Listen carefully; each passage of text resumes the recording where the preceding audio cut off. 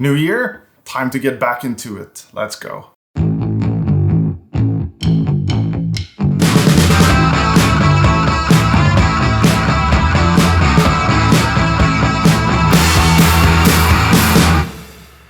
Hey everybody, feels very good to be back and to talk about management again with y'all.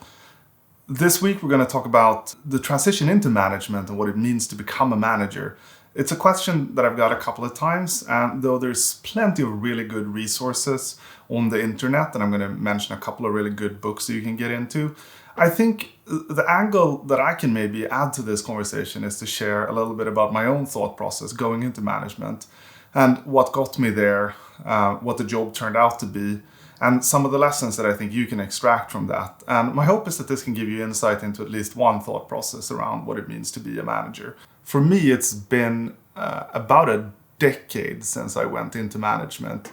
So I'm not going to lie and say that I remember crisply the rationale and the logic for going into leadership. But I remember this. When I started out as an engineer coming out of school, I realized pretty quickly that there was a bunch of people involved in the software development process that weren't engineers writing code. In the company that I was at the time, we had the product lead, we had the engineering manager, we had the CTO, we had a bunch of other people centered around the product and centered around engineering. And all of these people were doing things and running around and scurrying and making decisions that impacted us, yet none of them seemed to be writing any code.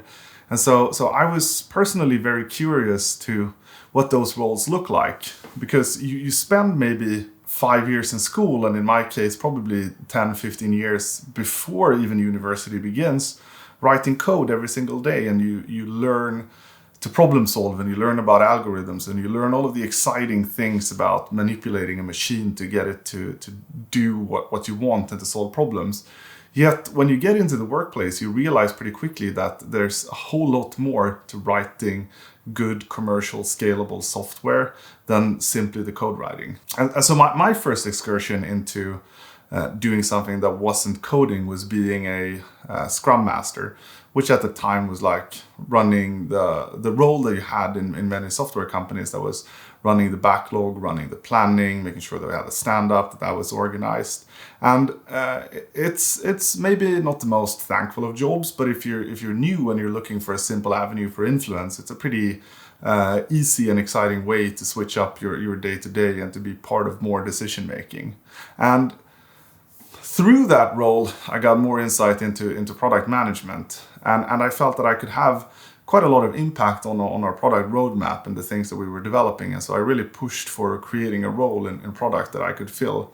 And for about a year, I ran product for, I think, 3 different teams, and I had handled their day-to-day roadmaps and backlogs and things like that. And I think for a lot of engineers that get started in the industry, that's the first area where they think of having impact, because they see the product manager as the person that seemingly decides what you're going to be working on every week. And so that's, I think, what an idea a lot of people have about what leadership looks like, is being the product manager. And so I stepped into that role and I did it, and I had a pretty good time. But I also realized that product management isn't necessarily something that I was super passionate about or even particularly good at. And I think in part that was because I didn't have extremely strong conviction and excitement about the product.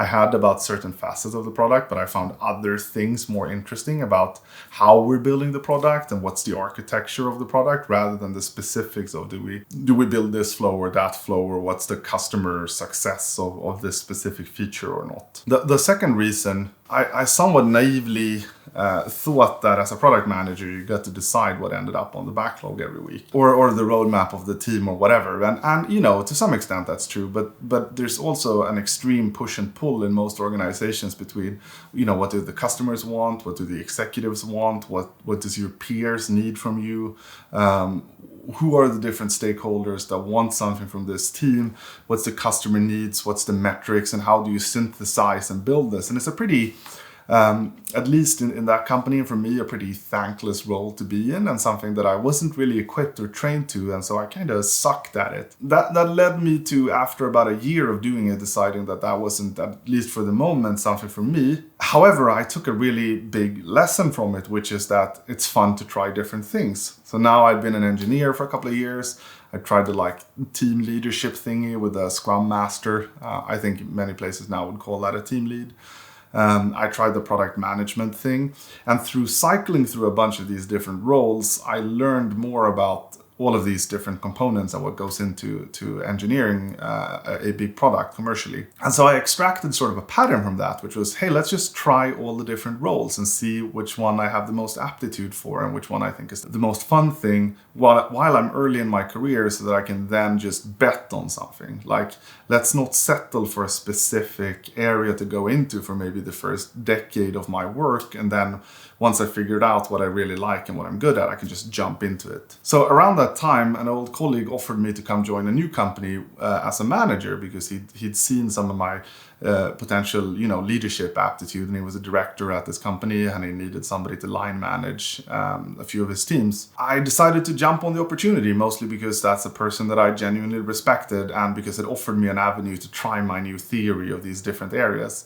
And I'd had a whole bunch of leadership experience, maybe in more informal settings before, and really wanted to see if this was something for me. And so I jumped on that opportunity. That's how I ended up in management. And I started by managing a team of, I believe, 8 engineers that were spread out over 3 different product teams doing different product development. I learned pretty quickly that the first role of a manager and the role of the line manager is really people-centric. And you're really focused on getting a group of people to go in a certain direction. If you have delivery accountability for a team, which I had for one of these 3 teams, you're focused on making sure that these teams ship software on a regular cadence and they get good stuff out the door.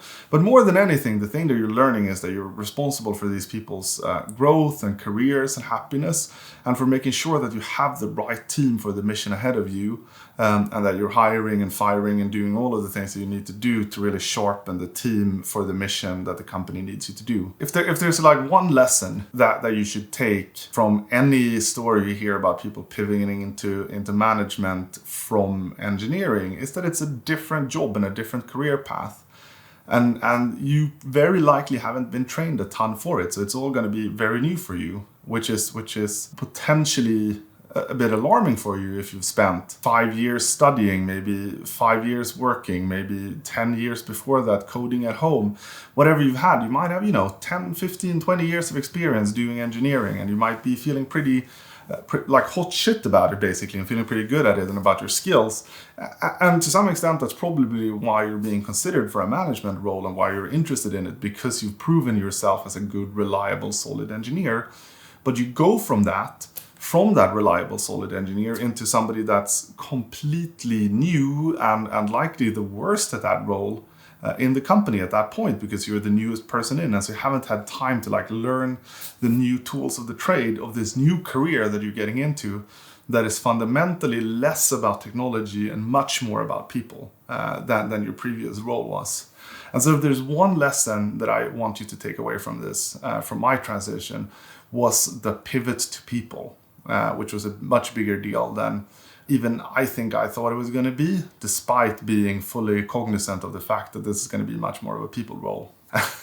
And it was funny because a couple of maybe, 11, 12 months into that role, one of the folks on my team wanted to go into management as well. And he was very curious about what it means to be an engineering manager. And as anybody who's been an EM or a director for a while knows, if somebody puts their hand up to try to go into management, you're going to relish the fact, because most engineers don't want to go there, which means that there's a constant shortage in many companies internally of engineering management candidates, because most people would rather pursue, say, an IC track or a product track or something like that. And so when this person said, hey, I'm interested in being a manager, we're in hypergrowth. We're adding people constantly. So I threw him into a training program that we had for budding managers to see if that was exciting to him. And he came back in our one-on-one after a month, and I was looking exasperated. It's like all you do as a manager is just sit and listen to people that complain at you every day. Is that your job? And you know, having had him complain at me for the last 6 months about his career, it was pretty. It was a good time. It was a good learning experience for him. Now, like I said in the beginning, there's so much good material about this pivot, and I don't want to duplicate myself where I don't think I can add value. I want to point out 3 books that I think would be interesting for you if this is a path you're going down. The first one is Managing Humans, which is a really good and funny tale about some of the basics of management. There's The Manager's Path, which is really all encompassing from being an engineer all the way up to a VP. And then there's The Making of a Manager, which comes highly recommended by a lot of people and really talks about the pivot into management and into leadership.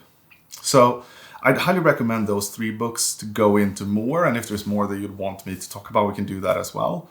But before we end today, I want to leave you with a thought, which is that figuring out if you want to be a manager is really about figuring out if you like this more people-centric way to spend your time, learning to delegate, learning to give feedback, learning to negotiate. All of these things are things that everybody with a manager title does constantly, regardless if you're a line manager or you're the CEO of the company. And so the engineering management role or the line manager role is really a good way to practice those roles. So treat that first role for yourself as a way to understand if this is an area that you want to grow in. Also, recognize, and I think this is an important thing to recognize, even if you don't want to become a manager in the long term, doing a short stint in that role lets you very quickly develop skills that are very hard earned on the engineering track and can as such accelerate your career pretty drastically. Most of the more senior engineers that I know that are, principal level or senior staff level, meaning the equivalent of say a senior director or a vice president in a large tech company, have had other gigs along the way. Maybe they've done product management, maybe they've done project management, maybe they've done engineering management, but maybe they've done a couple of those. But over a career that's likely spanned, 15, 20, 25 years, they've had a couple of areas where they've rotated out and tried different roles, which has accelerated their learning drastically. Because even as a manager, when you're learning to negotiate, you're learning to delegate, you're learning to do these things that managers do, even if you don't intend to be a manager in the long run, those skills are valuable to you anyway. And so the thing that I would leave you with is this. When you go into management, you're making a switch into a new career. You need to figure out if that career is for you. But even if it's not for you, the skills that you pick up doing a year or 2 as a manager is going to be extremely beneficial to you in your career. Anyway, I think that's it for me for this time. It's really great to be back. It's really great to be celebrating the new year with you, and see you next time. Thank you.